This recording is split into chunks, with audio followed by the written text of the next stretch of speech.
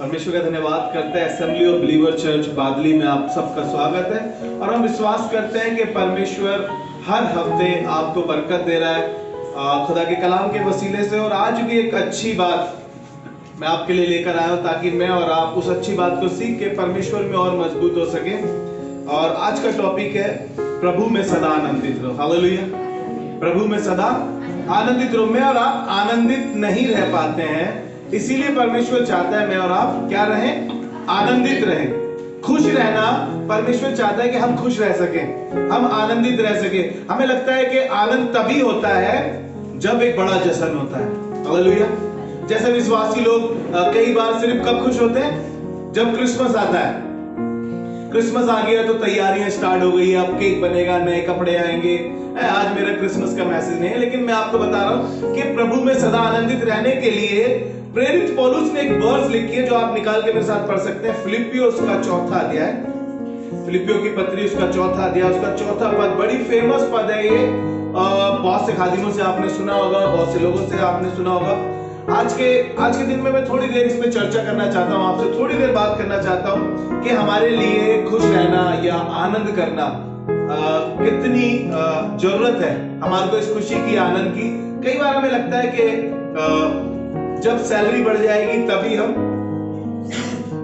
एक बड़ी सी स्माइल है ना, बच्चा जब अच्छे नंबरों से पास हो जाएगा तब एक बड़ी सी स्माइल आएगी, या हमारी सैलरी बढ़ जाएगी, प्रमोशन हो जाएगी हमारी, तभी। लेकिन यहाँ पर प्रेरित पौलुस एक बात लिखते हैं और लिखते लिखते आगे एक और अच्छी चीज लिखी है। इसमें लिखा है कि प्रभु में सदा आनंदित रहो। मैं फिर कहता हूं प्रभु में सदा आनंदित रहो। वो फिर लगाया है दोबारा उन्होंने, प्रेरित पौलुस ने फिर से कहा है, फिर से कहता हूं, यानी एक बार पहले कह चुका है, दोबारा कहना चाहता है कि प्रभु में सदा आनंदित रहो। मैं फिर कहता हूं आनंदित रहो। क्यों? ये व्यक्ति पौलुस जो है, इसके साथ कुछ ऐसा हुआ है, उसके बावजूद भी ये आनंदित है। अगर आप कुरिन्थियों में जाके इसके विषय में पढ़ेंगे, प्रेरित पौलुस के विषय में लिखा है कि 5 बार इसको 39 कोड़े मारे गए। 5 बार 39 कोड़े मारे गए। लिखा है कि 3 बार इसको बेंतें मारी गई और इसका जहाज तोड़ा गया। ये मुसीबतों में रहा, भाइयों के जोखिम में रहा, विरोध में रहा, लोगों ने इसके ऊपर पथराव किया। उसके बावजूद भी ये एक वर्स लिख रहा है और कहने लगा, मैं कहता हूं कि प्रभु में सदा आनंदित रहो। मैं फिर कहता हूं आनंदित रहो। मैं और आप डगमगा जाते हैं, जरा सी चीजों को देखते ही घबरा जाते हैं, हमारी खुशी चली जाती है। बच्चे के जरा से नंबर ही क्या कम आ गए, हमारा आनंद गायब। और वो कह रहा है मैं फिर कहता हूं प्रभु में क्या रहो? सदा आनंदित रहो। जॉब छूट गई, अरे फिर मिल जाएगी, लेकिन हमारी खुशी गायब हो जाती है, हमारा आनंद चला जाता है। आपके घर में कोई आनंद हो उसके विषय में बात नहीं कर रहा हूं, या आपके पड़ोस में कोई आनंद है उसके लिए भी बात नहीं कर रहा हूं। एक आनंद जो हमारी खुशी है, एक आनंद जिसमें हमने गीत गाया, चलो मेरे साथ मेरे बाप के घर, वहां आनंद ही आनंद है। जोर से बोल सकते हैं, क्या है वहां? आनंद ही आनंद। हालेलुया।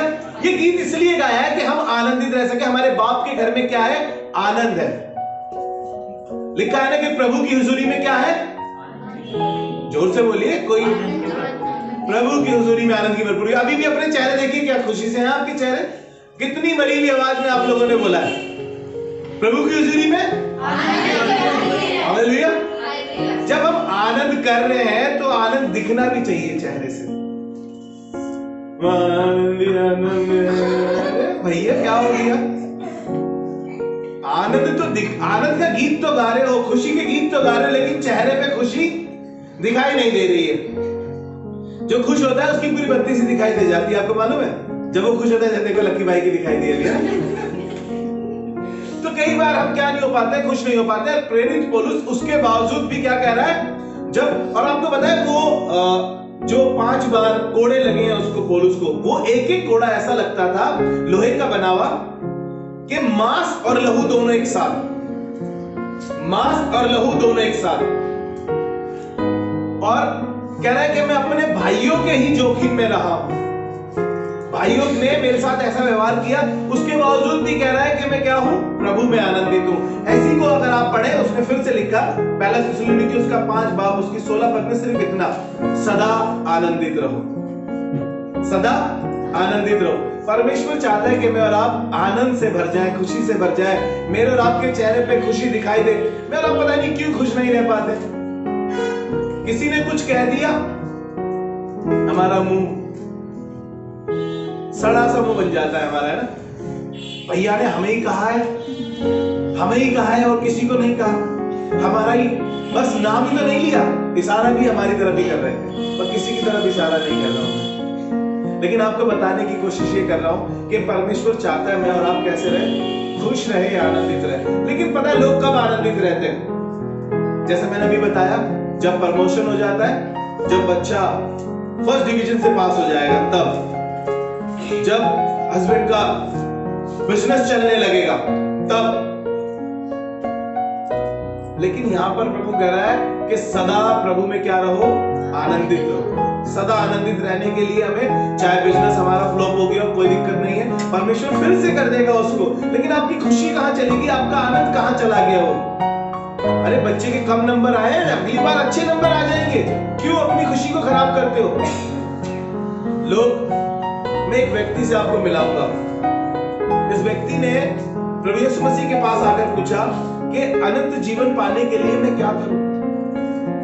इसने प्रभु से आके पूछा, अनंत जीवन पाने के लिए मैं क्या करूं? प्रभु यीशु मसीह ने कहा, आज्ञाओं को माना कर। उसने कहा, बचपन से मानता है। कौन सी आज्ञा? उन्होंने कहा, चोरी ना कर, व्यभिचार ना कर, झूठी गवाही ना दे। यार बचपन से ये तो प्रभु कुछ नई बात बताइए आप। प्रभु ने कहा, अपना सारा माल बेच के मेरे पीछे हो ले। ये बड़ा धनी था, इसके विषय में लिखा है ये बड़ा धनी व्यक्ति था। निकाल के पढ़िए, आपको अच्छा लगेगा। 19 अध्याय मत्ती रचित सुसमाचार, उसका 19 अध्याय 16 से लेकर 22 तक ये स्टोरी है। लेकिन मैं 22 पद पे ही आपका फोकस कराऊंगा, क्योंकि अभी मैंने सब कुछ बता दिया। बड़ा धनी व्यक्ति था, इसके पास बहुत माल था। ये यीशु मसीह के पास अनंत जीवन के लिए आया था, और यीशु मसीह ने इसको बोला कि तू आज्ञाओं को माना कर। लेकिन इसने कहा ये तो बचपन से मानता है। लेकिन 22 पद में इस व्यक्ति से जब यीशु मसीह ने कहा, तो इसका उत्तर देखिए क्या रहा। जी पढ़े 22 पद। परंतु वह जवान ये बात सुनकर उदास होकर चला गया। ये बात सुनकर क्या होकर चला गया? उदास होकर, क्योंकि वह बहुत धनी था। क्योंकि वह बहुत धनी था। शब्द पे ध्यान दीजिए, उदास होकर चला। कई बार मैं और आप चर्च आते हैं, खुदा के घर आते हैं, अच्छा सर्मन सुनते हैं, लेकिन पता नहीं क्यों उदासी में ही चले जाते हैं। उदास आए जरूर थे, लेकिन बाइबल में जैसे लिखा है कि प्रभु की हुजूरी में आनंद की भरपूरी है, उसके बावजूद भी मैं और आप आनंदित नहीं हो पाते। थोड़ा सा इको कम कर दो, चौथा बटन बिल्कुल म्यूट कर दो, बस, थैंक यू। तो हम खुश रह नहीं पाते हैं। चेहरे हमारे प्रेजेंट वर्शिप कराए जा रहे हैं, हमारे चेहरे वही बने हुए उदासी वाले। क्यों? जब बाइबल हमें कह रही है प्रभु की हुजूरी में आनंद की भरपूरी है, तो हम आनंदित क्यों नहीं हो पा रहे? क्योंकि हमारा ध्यान कहीं और ही है। अभी भी हमारे दिमाग में चल रहा है कि शाम को क्या बनाएंगे, पता नहीं पानी भरा है कि नहीं भरा है, जल्दी खत्म करे भैया तो दुकान खुले हमारी, है ना। नहीं आपको नहीं कह रहा हूं मैं तो इनको कह रहा हूं, ये जो सुन रहे हैं मेरी बात। तो बहुत सारी चीजें हमारे को खुश होने नहीं देती है। मैं कोशिश कर रहा हूं कि आपके चेहरे पे खुशी आ सके, ये मैसेज सुनाते सुनाते, लेकिन आपके चेहरे अभी भी मुझे ऐसे दिखाई दे रहे हैं कि ऐसे खामोश बैठे हैं, जैसे मैंने पता नहीं क्या कह दिया, जैसे मैं झूठ बोल रहा हूं। वो चाहता है इस व्यक्ति की तरह हमारे चेहरे कभी उदास ना हो। ये यीशु मसीह के पास था, यीशु मसीह के साथ था, उसके बावजूद भी उदास था। मैं और आप कई बार उदास रहते हैं प्रभु के पास आने पे। अरे चीजें कम ही तो हैं, ऐसा तो नहीं है कि नहीं है, कम है, लेकिन परमेश्वर तो साथ है। ये व्यक्ति उदास होकर चला गया। मैं और आप खुदा के घर में, अगर आप उस स्त्री के विषय में आपने पढ़ा हो जो कुबड़ी थी 18 वर्ष से, उसके चेहरे के विषय में ऐसा नहीं लिखा कि वो उदास थी। प्रभु के घर में थी, 18 साल से कुबड़ी थी, लेकिन फिर भी खुश थी। कोई उसके चेहरे पे उदासी नहीं थी। वो उस बात में भी खुश थी, कम से कम मैं प्रभु के घर में हूं। कहीं नहीं लिखा, वो इतना लिखा है कि 18 साल से वो स्त्री कुबड़ी थी। ऐसा नहीं लिखा है कि वो 18 साल से कुबड़ी थी और उसका मुंह बना रहता था हमेशा ऐसे। हंसने का क्या लोगी? कुछ नहीं है, वो खुश थी। चेहरे पे उसकी मुस्कुराहट थी, जैसे प्यारी नटी के दिख रही है ना, कितनी मुस्कुराहट दिख रही है। हालेलुया। लेकिन देखिए नीति वचन उसका 17 अध्याय 22 पद, स्तुति वचन उसका 17 अध्याय 22 पद, यहाँ पर एक दवाई की बात लिखी है। ये डॉक्टर के पास नहीं मिलेगी आपको ये दवाई। जब आप उदास हो जाएं और डॉक्टर के पास जाएं कि मुझे उदासी की दवाई दे दीजिए ताकि मैं खुश हो जाऊं, डॉक्टर चाहे कितनी अच्छी महंगी फीस हो उसकी, कितना ही उसने एमसीएच किया हो उसके अंदर, लेकिन आपको बता रहा हूं वो आपको खुशी की दवाई नहीं दे सकता। अब भांग वांग पी के लोग कहते हैं, लेकिन ऐसा मैंने देखा नहीं है, लेकिन मैं आपको बता रहा हूं खुशी की कोई दवाई नहीं मिलती। लेकिन यहाँ पर एक मेडिसिन लिखी है, जब आपका मन गमगीन हो, जब आपका मन उदास हो, तो वहां के लिए एक दवाई लिखी है। इस पद में जी पढ़े, मन का आनंद अच्छी औषधि है। मन का आनंद अच्छी औषधि है। देखिए, मन का आनंद, औषधि कोई ऐसी दवाई या कुछ ऐसी चीज है ना जिससे हम खुश हो जाएं, औषधि यानी दवाई है ना। तो वो कह रहा है मन का आनंद क्या है, अच्छी औषधि है। मन का आनंद अच्छी औषधि है। पता है, मन अगर आपका अच्छा है तो आप चटनी रोटी खाएंगे तो आपको बड़ा मजा आएगा। आपके आगे मीट रखा हो, शाही पनीर रखा हो, निहारी रखी हो, खुरमा रखा हो, बिरयानी रखी हो, लेकिन आपका मन उदास है, अरे मुंह ना चलाइए, जीभ में पानी वानी न लाइए। क्रिसमस आ रहा है, बनाएंगे कुछ खाएंगे। हालेलुया। कह रहा है मन का आनंद अच्छी औषधि है। लेकिन आगे लिखा है मन के टूटने से हड्डियां सूख जाती है। हालेलुया। अरे आपके मन में अगर आनंद है ना, अगर आपके पास खुशी है, तो आप किसी भी हालात में क्यों ना हो, किसी भी परिस्थिति में क्यों ना हो, कोई भी सिचुएशन आपके साथ क्यों ना चल रही हो, अरे कितने ही बीमार क्यों ना हो आप। मेरा एक भाई बीमार था और जब भी हम उसके पास जाते थे इतना बीमार था, लेकिन उसके चेहरे से मुस्कुराहट नहीं गई थी।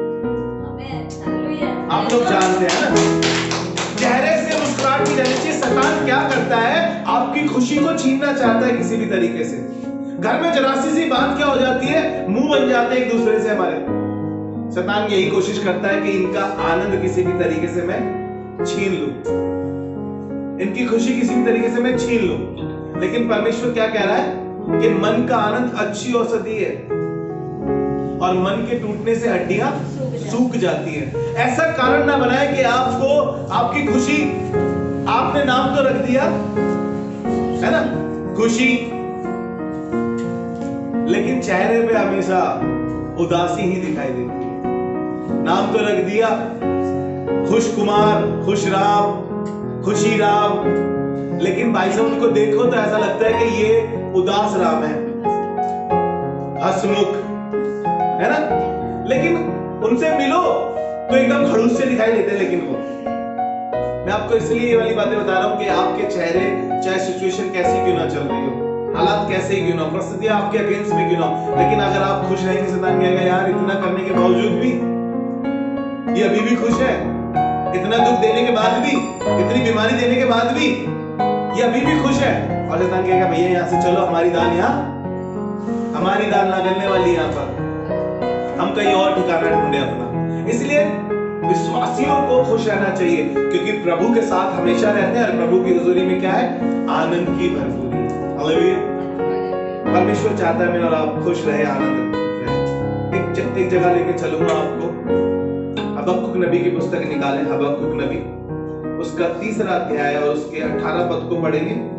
वहां पे लिखा है तो भी मैं यहोवा के कारण। देखिए ये तो भी, किंतु, परंतु जब आता है ना, इस वर्ड्स पे रुक के थोड़ा ध्यान दिया करें। और यहाँ पे ये कह रहा है तो भी मैं यहोवा के कारण आनंदित और मगन रहूंगा। यानी कुछ तो ऐसा हुआ है इसके साथ। ये कह रहा है तो भी, शायद बीमार रहा हो, शायद बिजनेस में लॉस आया हो, शायद घर में बड़ी कलेश चल रहा हो, चाहे परेशानियां चल रही हो, लेकिन ये बंदा कह रहा है तो भी मैं यहोवा के कारण आनंदित और मगन रहूंगा। और आगे लिखा है और अपने उद्धारकर्ता के कारण द्वारा अति प्रसन्न भी रहूंगा। हालेलुया। वो क्या कह रहा है, इस बात को ध्यान से सुनिएगा। वो कह रहा है कुछ भी क्यों ना हो रहा हो, तो भी का मतलब कुछ हुआ है उसके साथ। क्या हुआ है, चलो 17 पद पढ़ के देखते हैं। 17 पद पढ़िए जी। कुछ हुआ है इसके साथ, फिर से दोबारा 18 पद पढ़ेंगे जी। क्योंकि चाहे अंजीर के वृक्षों में फूल ना लगे, चाहे अंजीर के वृक्षों में फूल ना लगे, और ना दाखलताओं में फल लगे, ना दाखलताओं में फल लगे, जलपाई के वृक्ष से केवल धोखा, जलपाई के वृक्षों से केवल धोखा ही मिले, और खेतों में अन्न ना उपजे, खेतों में अन्न ना उगे, भेड़शालाओं में भेड़ बकरियों ना रहे, चाहे मेरी भेड़शाला में भेड़ बकरी ना रहे, और न थानों में गाय बैल हो, और ना गाय बैल हो तो भी मैं यहोवा के कारण आनंदित और तो भी मैं यहोवा के कारण। इतना कुछ इसके साथ हुआ है। कह रहा है मेरा बिजनेस फ्लॉप हो गया, मेरे घर के हालात खराब है, मेरे खेत में इस बार उपज नहीं हुई है। मैं आपको कहना चाहता हूं, चाहे आपका बिजनेस फ्लॉप हुआ हो, चाहे ये साल ये 10 महीने आपको कठिनाई से गुजारने पड़े हो, चाहे आप बेरोजगार रहे हो, लेकिन उसके बावजूद भी आप कहें कि मैं यहोवा के कारण आनंदित और मगन रहूंगा। हालेलुया। वो यही तो कहना चाह रहा है, तो भी मैं यहोवा के कारण। इतनी सारी चीजें 17 पद में उसने बताई, लेकिन जब कुछ हमारे साथ होता है तो पता नहीं क्यों हमारे चेहरे पे बहुत बड़ी उदासी आ जाती है और हम उस व्यक्ति की तरह बन जाते हैं। यीशु के साथ चलते चलते हमारे चेहरे पे उदासी होती है और हम उदासी लौट जाते हैं खुदा के घर से। हम आए थे अपनी परेशानी के साथ, हम आए थे अपनी बीमारी के साथ, हम आए थे ऐसी बातों के साथ जो हमारे सहन से बाहर थी, लेकिन जब हम खुदावन की हुजूरी में आए तो हम खुश होकर गए। हालेलुया। परमेश्वर चाहता है तो भी मैं यहोवा के कारण आनंदित और मगन रहूंगा और अपने उद्धारकर्ता के कारण अति प्रसन्न भी रहूंगा। हालेलुया। परमेश्वर सिर्फ इतना चाहता है कि उसके लोग क्या रहे। हम गीत बड़ी जल्दी गा लेते, हालात चाहे जो कहे, लेकिन जब हालात ऐसे आते हैं तो पता नहीं क्यों चेहरे पे उदासी छा जाती है, पता नहीं क्यों हमारी मुस्कुराहट गायब हो जाती है। और परमेश्वर सिर्फ इतना चाहता है कि हम मुस्कुराते रहें, खुश रहें। हालेलुया। परमेश्वर सिर्फ इतना चाहता है कि हम कैसे रहें, आनंदित और खुश रहें। परिस्थितियां आपके अगेंस्ट में आ सकती हैं, चीजें आपकी खराब हो सकती हैं। शद्रक मेशक के साथ ऐसा था कि वो उदास हो सकते थे, लेकिन उन्होंने राजा को जो स्टेटमेंट दी है, उस स्टेटमेंट से पता चलता है वो हैप्पी थे, खुश थे। डैनियल उदास हो सकता था शेरों की मांग को देख के, अरे भैया क्या होगा, हड्डी हड्डी चबा जाएगा, पता नहीं चलेगा, लेकिन वो खुश था। कहीं लिखा है वो उदास था, आपने पढ़ा, लेकिन इस धनी व्यक्ति के विषय में लिखा, हमने पढ़ा भी, वो उदास था। आपको मालूम है, जब प्रेरितों का 3 अध्याय से बात कर रहा हूँ, प्रेरितों के अध्याय 3 अध्याय में जब वो भिखारी बैठा हुआ था, भीख मांग रहा था यूहन्ना पतरस से, और उनकी आंखों की तरफ देख रहा था कि कुछ उन्हें मिल जाए। लेकिन बाइबल में पता है आगे अगर आप उसको पढ़ते जाएंगे तो लिखा है कि वो जब ठीक हो गया, जब यीशु मसीह से उसका एनकाउंटर हो गया, तो वो उछलता कूदता मंदिर में उनके साथ गया। हालेलुया। एक मुलाकात, एक एनकाउंटर यीशु मसीह के साथ जब होता है तो हमारे चेहरे पे खुशी आ जाती है।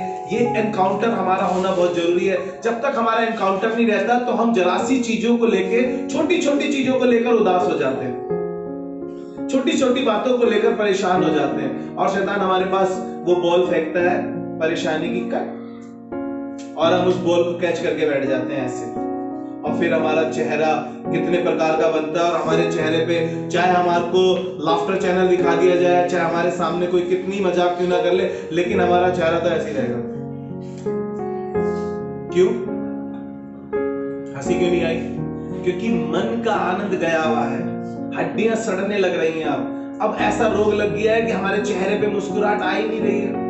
मैं अभी एक फ्रेंड के साथ बैठा था तो वो कहने लगा, मैं उससे शेयर कर रहा था कि यार आज ये वाली बात करने जाना है, तो कहने लगा हाँ हमारा ध्यान कहीं होता है, हमारा दिमाग कहीं और होता है, इसीलिए हम हंस नहीं पाते। तो कई बार हमारा ध्यान कहाँ होता है, यीशु मसीह पे हमारा फोकस है कि नहीं, हम यीशु मसीह को देख पा रहे हैं कि नहीं देख पा रहे हैं, इसीलिए हमारे चेहरे पे वो उदासी छा जाती है। जल्दी से खत्म करने के लिए आगे चलेंगे, एक वर्स और पढ़ लेते हैं। सबोदेशक उसका 3 अध्याय उसका 12वां पद, सेकंड लास्ट वर्स, जल्दी से जी। मैंने जान लिया है, ध्यान से सुनिएगा, ये मैंने जान लिया है कि मनुष्य के लिए आनंद करने, बस मैंने जान लिया है मनुष्य के लिए आनंद करने। अगर आप अपने लिए पढ़ेंगे तो कैसे पढ़ेंगे? मैंने जान लिया मनुष्य के लिए केवल अमीर बनना, केवल बड़ी गाड़ी लेना, मनुष्य के लिए केवल बंगला बनाना, है ना। मैं एक दोस्त से बात करता, वो तो बंगलू बोल रहा था, है ना जब हम उससे बात कर रहे थे। तो यहाँ पर ये सब नहीं लिखा है, लिखा है हम लोगों को क्या लगता है तब आनंद कब आएगा? जब बड़ा बंगला, बड़ी गाड़ी, बड़ा घर, बड़ा बिजनेस। लेकिन यहाँ पर ऐसा कुछ नहीं लिखा है। खुदा बाप कहने लगा मनुष्य के लिए, जी पढ़े, मनुष्य के लिए आनंद करने और जीवन भर भलाई करने के सिवाय और भी अच्छा नहीं। और कुछ भी अच्छा नहीं। भाई इससे अच्छा कुछ है ही नहीं कि तुम खुश रहो। इससे अच्छी कोई बात ही नहीं है कि तुम आनंदित रहो। इससे अच्छी कोई बात है ही नहीं। तुम्हारे पास कब खुशी आती है? वो सारी चीजों को देखकर, संसार की चमक चौंध को देखकर, लोग वाहवाही करते हैं उस चीजों को देखकर, हमें लगता है तब हमारे पास खुशी आएगी। अगर ऐसा होता तो पैसे वाले कभी उदास, बंगले वाले कभी उदास, बड़े बिजनेस वाले कभी उदास होते ही नहीं। अगर ऐसा होता, लेकिन पता नहीं क्यों लोगों को लगता है ये सब चीजें होगी तो हम। लेकिन यहां पर बाइबल साफ शब्दों में कह रही है मनुष्य के लिए केवल आनंद करना और भलाई करना, इससे अच्छी कोई और बात है ही नहीं। हालेलुया। परमेश्वर चाहता है कि मैं और आप कैसे रहें? आनंदित रहें, खुश रहें, उस व्यक्ति की तरह ना बन जाए, उस कुबड़ी स्त्री की तरह बन जाए कि जो परेशानी में है 18 साल से, लेकिन खुदा के घर है तो भी खुश है। खुदावन ने उसकी खुशी को देखा और उसका कुबड़ापन चला गया। हालेलुया। मेरी और आपकी परमेश्वर के घर में आने के बाद चीजें ऐसी होनी चाहिए कि हम खुश हैं। अरे हालात कैसे क्यों ना हो, कैसी परिस्थितियों में क्यों ना हो, जब तुम परमेश्वर की हुजूरी में आओ तो तुम्हारे चेहरे पे एक अलग ही खुशी होती है। हालेलुया। जल्दी से एक वर्स और पढ़ लेते हैं, जल्दी से निकाल लीजिए। पहला पत्रस उसका 4 बाब उसका 13 पद, 4 बाब उसका 13 पद जी। पर जैसे जैसे मसीह के दुखों में सहभागी होते हो। देखिए ध्यान से सुनिएगा, ये कहेंगे भैया अभी तो तुम आनंद की बात कर रहे थे, अब ये दुख की बात कहां से कर रहे हो? जैसे जैसे तुम मसीह के दुखों में सहभागी होते हो, आनंद करो, आनंद करो, जिससे उसकी महिमा के प्रकट होते समय, जिससे उसकी महिमा के प्रकट होते समय भी तुम आनंदित और मगन हो। हालेलुया। परमेश्वर क्या चाहता है? उसके दुखों में सहभागी होने के लिए क्यों कह रहा है? वो ये नहीं कह रहा है कि तुम 39 कोड़े खा लेना, वो ये नहीं कह रहा है कि तुम अपने हाथ पैरों में कीले ठुकवा लेना, वो ये कह रहा है कि तुम उस आनंद में प्रवेश करना चाहते हो, उस खुशी को लेना चाहते हो, तो एक काम करो, अपने आप को कैसा बना लो? परमेश्वर तुम्हें आनंद से भरना चाहता है, परमेश्वर तुम्हें खुशी से भरना चाहता है, लेकिन बात यह है कि तुम कैसे हो जाओ? परमेश्वर के दुखों में सहभागी हो जाओगे तो तुम्हारे क्या मिलेगा? वो आनंद मिलेगा, वो खुशी मिलेगी जो परमेश्वर तुम्हें देना चाहता है। यूहन्ना रचित सुसमाचार उसका 16 अध्याय और उसका 24 पद जी। अब तक तुमने मेरे नाम से कुछ नहीं मांगा, अब तक तुमने मेरे नाम से कुछ नहीं मांगा, मांगो तो पाओगे, मांगो तो पाओगे, ताकि तुम्हारा आनंद पूरा हो जाए, ताकि तुम्हारा आनंद। हालेलुया।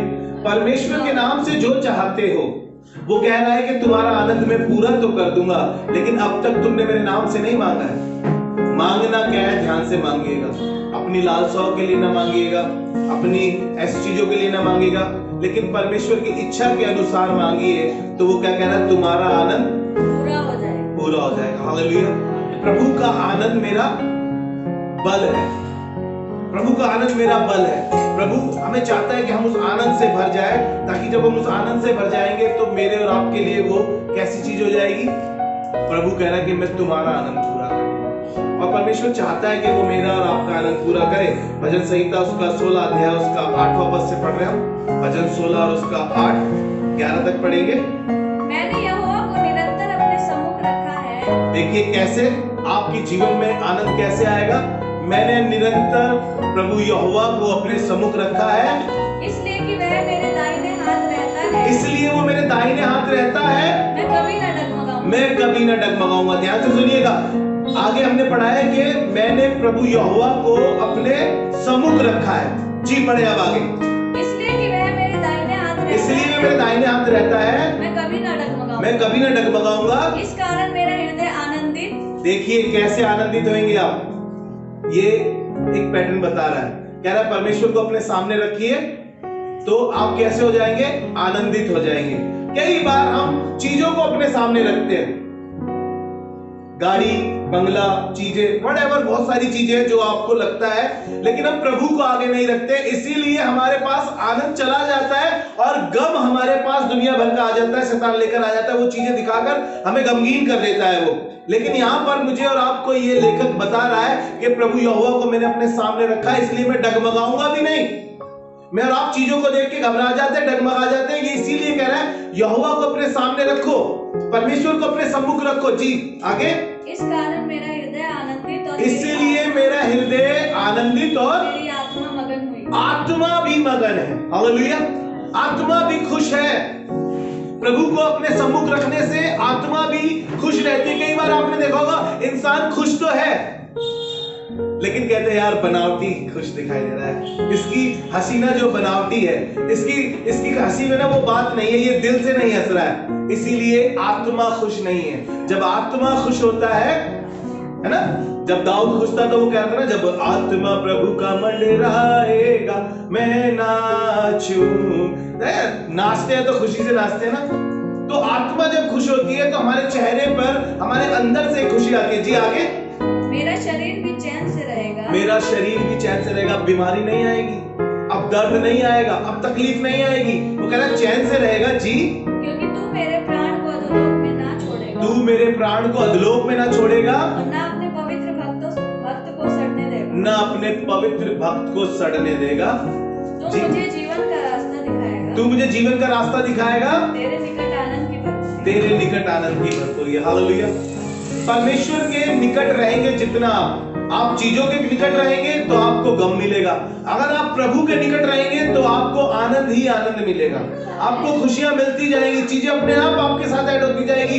जो चीजें आपको चाहिए, प्रभु चाहता है कि आपका आनंद पूरा करे, लेकिन करना क्या पड़ेगा आपको परमेश्वर को अपने सम्मुख रखना पड़ेगा। आइए अपने सरों को झुकाएं और कहेंगे प्रभु अब से हम तेरी ओर निगाहें करें।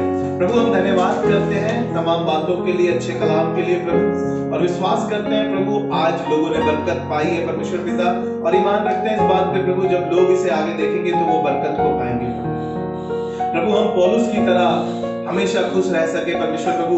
हालात परिस्थितियां उसके अगेंस्ट में थी, उसने 39 कोड़े खाने के बावजूद भी अपने आप को ऐसा बनाया कि प्रभु वो हमेशा खुश था परमेश्वर प्रभु, और उसने कहा कि प्रभु में सदा आनंदित रहो। मैं फिर कहता हूं प्रभु इस कलीसिया में तेरा आनंद और तेरी खुशी बनी रहे, और हम सबकी जिंदगियों में तेरा आनंद और तेरी खुशी बनी रहे। और प्रभु जितने लोग इस दुआ में शामिल हैं उनके लिए भी दुआ करते हैं प्रभु, वो सब हमेशा तुझ में खुश रहे प्रभु, यीशु मसीह के नाम। प्रभु आप सबको आशीष दे। Praise the Lord.